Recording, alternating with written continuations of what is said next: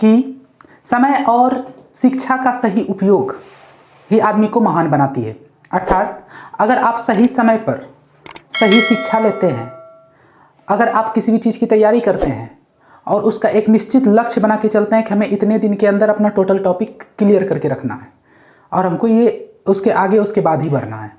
इसके बीच में ये नहीं कि मैं कभी एसएससी की तैयारी करने लगा तो अब मैं फिर पॉलिटेक्निक की तैयारी करने में लग जाऊं, फिर मैं आईटीआई की तैयारी करने के लिए मैं लग जाऊं।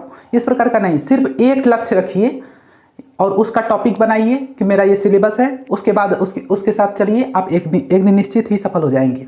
इसी के साथ चलते हैं आज हम लोग फर्स्ट नंबर क्वेश्चन पे, जो कि भिन्न से रिलेटेड है, जो कि आप लोगों ने थंबनेल में देखा भी है, जो कि बहुत ही सुंदर, बहुत ही ऐसा कॉन्सेप्ट बताने वाला हूं मैं आज आप लोगों को, जो कि एग्जाम में वो कॉन्सेप्ट से रिलेटेड टोटल क्वेश्चन आते ही आते हैं। अगर वो कॉन्सेप्ट आपको जानना है तो वीडियो के अंत तक जरूर बने रहें। और अगर ये चैनल आपको, इस चैनल पर आप नए हैं तो इस चैनल को सब्सक्राइब कीजिए, अपने दोस्तों के साथ शेयर कीजिए और लाइक कीजिए वीडियो को। तब तक चलते हैं नेक्स्ट नंबर क्वेश्चन पे, देखते हैं नेक्स्ट नंबर मेरा स्क्रीन पर लिखा हुआ है क्या बोल रहा है।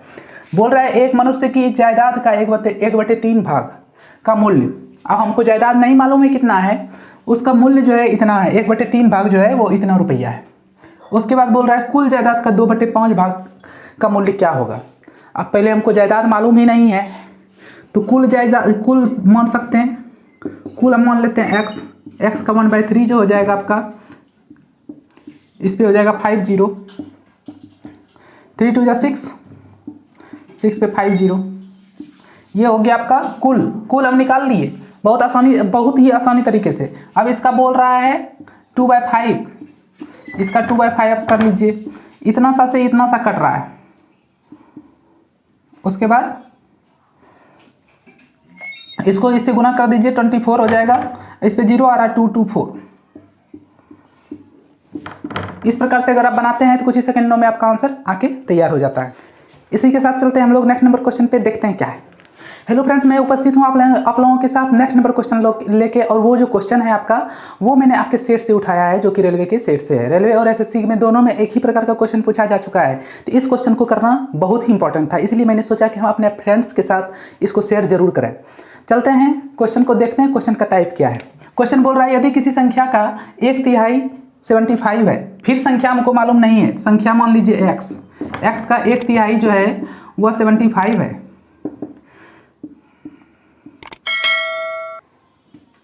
हो गया आपका 225। तो उस संख्या के फिर 80% आपको निकालना है। इस संख्या का आपका 80% निकाल लीजिए, कितना होता है देखिए, 25 से 9 टाइम्स में, 25 से 4 टाइम्स में, उसके बाद ये 4 से अगर इसको डिवाइड कीजिएगा 20 हो जाएगा 180। आंसर आके आपका तैयार है। बहुत ही सिंपल क्वेश्चन, देखने में बहुत भारी, देखिए देखने में बहुत भारी है। बोल रहा है किसी संख्या का 1/3 75 है। अब 1/3 कौन सी संख्या है, 1/3 क्या होता है, ये सब जानने के लिए आपको मेरे यूट्यूब चैनल के साथ बने हुए रहना होगा। और सीधा दिमाग से एक ही बात हटा दीजिए कि कंपटीशन में जो भी पूछा जाता है मैथ, वो बिल्कुल ही हल्का पूछा जाता है, बिल्कुल ही ट्रिकियल पूछा जाता है। अगर आप इस यूट्यूब चैनल के साथ बने रहेंगे तो आपको बिल्कुल ही भारी नहीं लगेगा। और सिर्फ उसका ट्रिक आपको मालूम होना चाहिए, फिर सिर्फ उसका एक्सरसाइज, उसका बार बार अभ्यास करना आपके लिए ज़रूरी है। अगर आप उस अभ्यास को बार बार करते हैं तो ये आपके लिए कोई भी बड़ी बात नहीं होगी कि आप उसको आसानी पूर्वक उसको कंप्लीट कर सकेंगे। तो चलते हैं कुछ सीखने के लिए अगले नंबर क्वेश्चन पे। नेक्स्ट नंबर क्वेश्चन भी मैं आप लोगों के लिए ऐसा ही लेकर आया हूं, जो कि कंपटीशन में पूछा जा चुका है। इसी प्रकार का क्वेश्चन कंपटीशन में बार बार रिवीजन हो रहा था, रिवाइज हो रहा था, तो मैंने सोचा कि ये आप लोगों के साथ शेयर करना बहुत ही जरूरी है। क्वेश्चन पे चलते हैं। क्वेश्चन बोल रहा है कि निम्नलिखित में से कौन सबसे बड़ा है। अब बताइए कि मैंने आपको एक नहीं, दो नहीं, चार तरीकों से बताया है कि भिन्न को किस प्रकार से जानेंगे कि वो कौन बड़ा है कौन छोटा है। अगर मेरा आपने प्रीवियस वीडियो देखा होगा तो हम उम्मीद करते हैं कि अभी तक ये क्वेश्चन आप सॉल्व कर चुके होंगे। चलिए सिंपल वे में इसको करते हैं, क्रॉस मल्टीप्लिकेशन से। 11 4 जा 44, 36। इसमें हमने देख लिया कि ये जो है हमारा बड़ा है 11/36, 11/12, क्योंकि ऊपर बड़ा आ रहा था, ऊपर जब बड़ा आ रहा था तो ये बड़ा है। अब इस दोनों में देखते हैं कि कौन बड़ा है। 11 9 जा 9, 11 9 जा 99 और 11 1 जा 11 और हो जाएगा आपका 9। 209 आ रहा है, इसका 120 आ रहा है।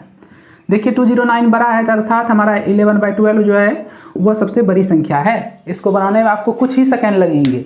अगर आप मैथ को अच्छी तरह से कुछ ही सेकंडों में सॉल्व कर लेते हैं तो रीजनिंग आपको बहुत ही कम समय में आपका क्लियर होगा। इंग्लिश आपका थोड़ा सा टाइम लेगा, लेकिन उसके बाद मैथ ही ज़्यादा टाइम रिक्वायर करता है, मतलब कि वो ही ज़्यादा टाइम चाहता है।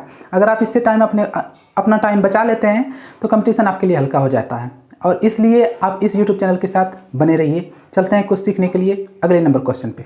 मैं आप लोगों को कुछ यूनिक सिखाने के लिए पुनः उपस्थित हुआ हूँ। देखते हैं कि क्वेश्चन क्या बोल रहा है। क्वेश्चन बोल रहा है आपका कि वह सबसे छोटा भिन्न निकालें, वह सबसे छोटा भिन्न निकालें जो कि इतना इतना इतना और तथा इतने के योग में जोड़ देने से एक पूर्ण संख्या बनेगी। वह सबसे छोटा भिन्न निकालें जो 5.3/4, 4.4/5, 7.3/8 तथा 9.1/2 के योग में जोड़ देने से एक पूर्ण संख्या बना देती है। तो सबसे पहले इसको जोड़ लेते हैं, देखते हैं कितना आता है आपका। अगर आपने मेरा प्रीवियस वीडियो देखा होगा तो इसको जोड़ने में आपको कोई भी हड़बड़ी और कोई भी परेशानी नहीं होगी।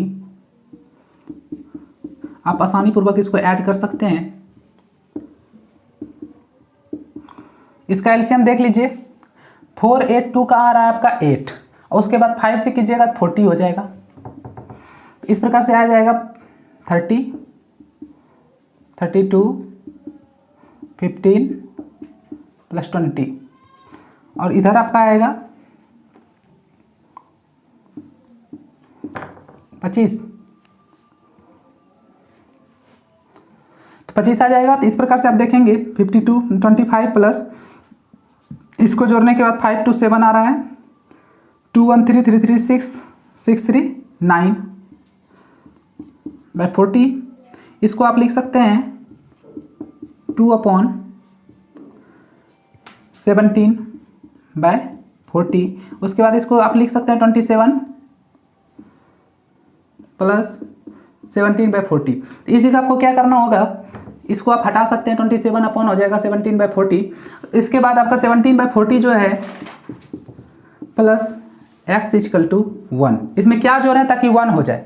इसमें आपका x का मान निकालने के लिए आप 1 से माइनस कीजिएगा 17/40 में, ये हो जाएगा 40 - 17/40, 23/40 आपका आंसर आ रहा है। यही आपका आंसर हो जाएगा। बस करना सिर्फ इतना सा है कि इसको जोड़ देना है। जितना आएगा मान लीजिए कि वो कोई संख्या इसमें जोड़ है ताकि वो 1 आ जाए। बोल रहा है ये कौन सी संख्या लाने के लिए, पूर्ण संख्या लाने के लिए। हम उम्मीद करते हैं कि आपको समझ में आया होगा। अगर समझ में नहीं आए तो कमेंट बॉक्स में ज़रूर बताइए, हम पुनः आपके कमेंट का मैं उत्तर दूंगा। उसके साथ अगले वीडियो में इसको मैं सॉल्व करूँगा। हम उम्मीद करते हैं कि आपको ये वीडियो अच्छा लग रहा होगा। के लिए बाय बाय, टेक केयर। हाँ, एक बात ज़रूर, पढ़ते ज़रूर रहिएगा।